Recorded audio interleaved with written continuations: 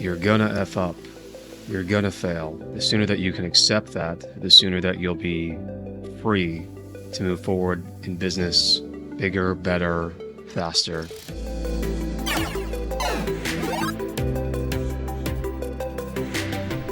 And Winston Churchill has this quote, "Success is the ability to move from failure to failure without losing your enthusiasm." I didn't really exactly understand what that meant at the time. Wasn't sure how to interpret it. I almost felt some sort of a abrasive reaction to the idea of, oh, failure. No, that's got to be wrong. We're not moving from failure to failure. We must be succeeding, moving from success to success. Yes?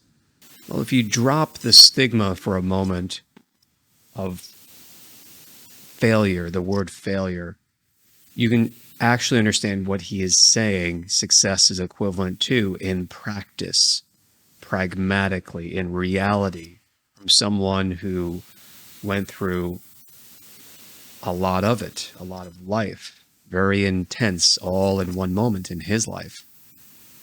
Going through World War II, steering a nation. Well, what it means is you're going to make mistakes. You're going to be criticized. You're going to make decisions that don't turn out exactly as you would like them to. Sometimes they will, but a lot of the times they won't. Sometimes they'll turn out even better, but a lot of the times there's going to be unexpected consequences, even if things initially seem to be good. What does this quote even mean? I mean, I would actually modify it to say success is learning how to go from failure to failure without losing your enthusiasm. It's learning how to do that. Because I don't believe it's necessarily an ability that you acquire. I believe it's something that requires practice. And through practice, you experience what I might call ego death. And ego death is an interesting concept. It's something that some people take drugs to experience. I don't recommend it. I don't advocate for drugs in any way, shape, or form.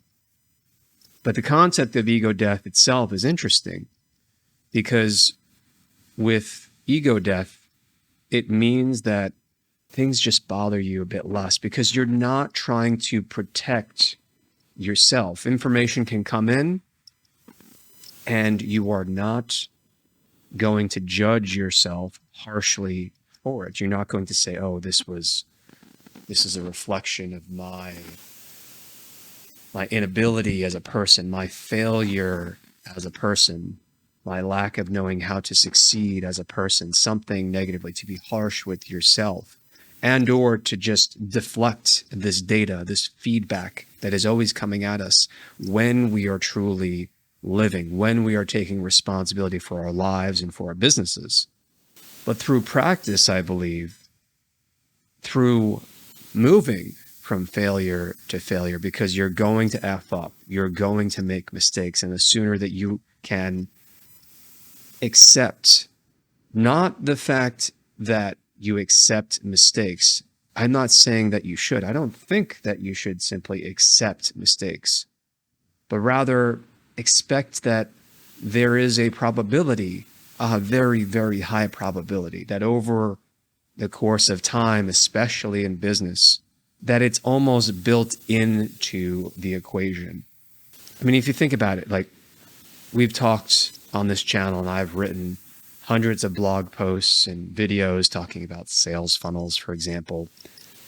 But whether it's sales, operations, hiring, product, it's built into the equation. I mean, if you have a 1% sales rate for people who are coming to your website, depending on the circumstances, how much traffic and what are the sources of traffic, putting that aside for a moment, if you have 1% of traffic converting into paid customers, that's considered pretty good. So framed another way, a 99% failure rate is pretty successful, okay? But ego death, you can experience this, I believe, at an increasing rate, because I don't think it happens all at once. Just like with the modification of the quote, learning how to move from failure to failure without losing your enthusiasm, without losing your interest, without quitting, just because you're getting feedback that says, no, this is not it. You need to change. You need to adapt. You need to adjust. Your decision-making process perhaps was wrong in some way. You could have optimized it better. There is really no perfect outcome. There's no perfect sale. There's no perfect product. But learning to be like a duck, where water on a duck just flows right off its feathers, just flows right off, just dribbles right off. So that it's not that the duck is ignorant of the rain. It's just that it doesn't get wet, meaning your ego doesn't hold you down, doesn't hold you back, doesn't hold you back from moving forward in your business, from taking action. You know, once I had a friend, we were discussing him going on interviews, and this phrase that he had prepared for the interview, because he wanted to impress his prospective employer, which was Goldman Sachs at the time. Very competitive interview process. They want people, or at the time, I don't know what the hiring process is now, but they wanted people who were aggressive, people who were go-getters, people who were going to work their butts off. And so the phrase that he came up with that he was going to use in this interview was having a bias for action. I have a bias for action. But you can't have a bias for action in your business if you allow your ego to hold you back. This fear of failure, this fear of it's not perfect, it's not good enough, it's not good enough. There are entrepreneurs who I've met who will spend years just perfecting a product and they just don't get it out there because they believe in the myth of perfection. They misunderstand what perfection is, and I'll tell you what it is exactly in a second. It's not what we think. It's not that the product can be perfect. It's that your ego is too imperfect. It's holding you back. The shield from reality. When you experience or start to experience the progression of knowing what ego death is through moving forward and letting down those barriers so that the data and the feedback can come in, you actually gain a much stronger advantage, I believe, because it is this data that will guide you more like a compass, whereas your ego says, don't do anything, don't say anything, don't make decisions, don't launch, don't make that change. It could do this, it could do that. Ego death is what you want. You want to move forward towards it. And that feels uncomfortable. So if you feel uncomfortable, that might be a good sign. You want to make yourself feel uncomfortable. Accepting responsibility without harsh judgment is what ego death might feel like. Learning from mistakes, it's part of achieving success. Learning how to move from failure to failure without losing your enthusiasm. We gave the example of 1%, a 99% failure rate equals success. It sounds weird, but it's true. I mean, if you have an exceptional product, let's say for local businesses, and you go right now, you walk out the door, you walk down the street, just like I did in college, actually. I had it was free, right?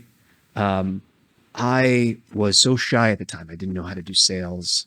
I couldn't ask for the sale. I couldn't ask for people to pay money because I actually was, on the one hand, there was probably some ego holding me back because I was worried about, okay, the product wasn't perfect. It wasn't good enough. It wasn't good enough.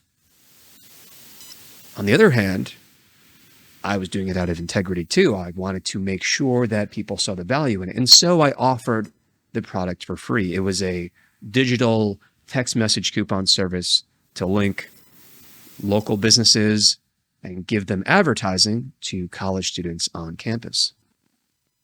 And so I went around. I went throughout the entire college town on spring break and in the summer, and I went from door to door to door. And I had a very high close rate, in part because I offered it initially for free. I just had to convince them, persuade them to come up with an offer. it was actually quite successful. We signed up dozens and dozens of businesses, higher success rate than many of the much more established competitors who were charging significantly more. Plus, we had data tracking, and we showed over time that it was valuable. But still, I didn't have a 100% success rate. It was probably something more like 50 or 60%, which is still very high. But I was persistent too. You could say that every time I showed up and I didn't get a sign up, it was a failure, right? I could have just quit. But instead I stayed persistent because I noticed a pattern that if I kept showing up, the close rate increased. I was able to learn objections. I was able to field those objections over time. And eventually we did start charging our customers. But oh no, it was a 30, 40%, maybe 50% failure rate. I better quit. There's something wrong. It's not 100%. No. It's baked into the equation in business. You want to focus on actions that are within your control. This can also help. Simply showing up. Okay? Don't fixate so much on the outcome. Just show up and make decisions.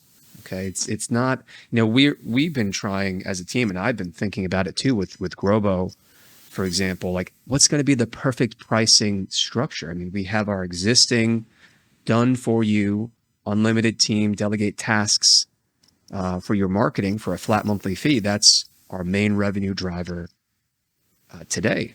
With Grobo, it's something different, and we want to combine the two. But what's going to be that perfect balance? Those different packages. Well, we brainstormed. We thought about it. Think. Get a journal. Brainstorm with your team. Talk out loud. Talk with trusted people who may have been in similar circumstances. If you have a mentor, you don't need one. Great, go talk to that person. Talk to customers. Get feedback. But think and then take action through decision. And understand that you can always change later. This is what I had to remind myself of. Okay, we're going to do this price point. We're going to do these packages. And I don't know, maybe they won't work. Maybe customers might think it's too complicated. I don't know. But we're going to find out by doing it rather than just, let's just wait a month and no, time to go, time to launch. Just the other day with testing Robo, for example, I saw that there was a feature that was in the product design originally that was left out.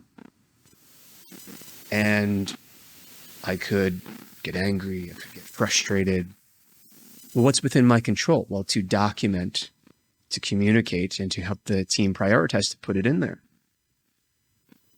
Taking responsibility without saying, well, I made a mistake, I should give up. Nope.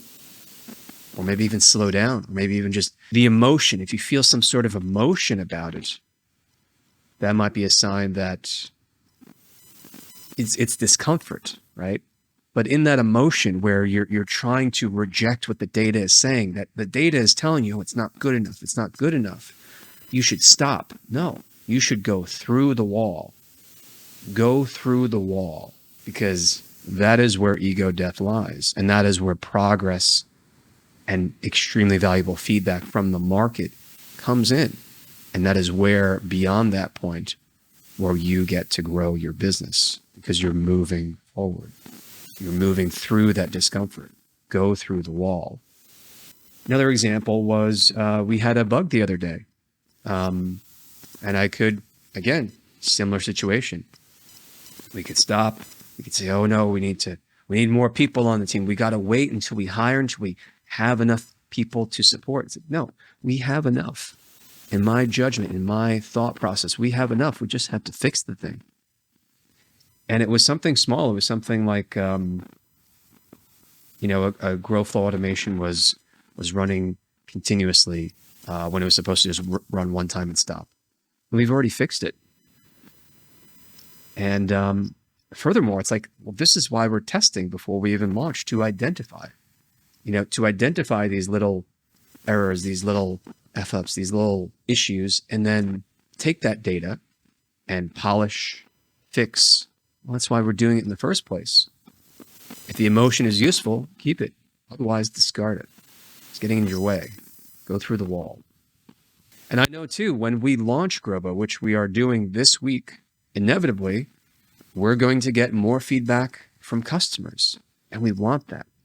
They're going to have requests for new features. They're going to have ideas for how we can make the user experience more optimum, because it's not going to be perfect. But if we believe as a company with integrity that this is something valuable, it's time to get it out there. And we do believe that. It's exciting. Perfection is a path. It's not a destination. This is what I was alluding to before. Perfection is a path. It's not a destination. We've never really arrived. I mean, the closest thing that you could say is perfection is building an organization that is so resilient that it is designed to test and fail and identify what is the data saying through that so-called quote-unquote failure. And I feel like every time I say failure within this video, I want you to think about it in quotes, because the word failure has that stigma. We all just want to be a success, right? But really, it's testing, it's listening, and it's making a decision based on the data in reaction. And through that decision, we advance. And our judgment should be a little bit sharper. We should become a little bit wiser, a little more attuned to the market, a little more attuned to what is going to make us a better entrepreneur, marketer, company. So perfection is a path. It is not a destination. Take inspiration from Thomas Edison, which you may have heard the story. He said that, yes, I tried 1,000 filaments in order to invent the incandescent light bulbs. But I had to go through 1,000 trial and errors in order to arrive at that. It wasn't failure. It was actually progress in order to arrive at that one that worked, that one filament that created the incandescent light bulb. So each step, as long as you are aware of the process, is bringing you closer to a more optimum solution. And I see this every day in our business. I have seen it for years now, like with AutoGrow. I mean, our client support, for example, just has gotten better and better and better. And we take the feedback. I mean, in the beginning, especially when we had a huge growth spurt in the beginning of 2021, cancellation rate was high, but we listened to what the data was saying. Why were people canceling? The value was there, right? Well, it turned out, okay, we had to increase our capacity. We had to monitor and track certain metrics.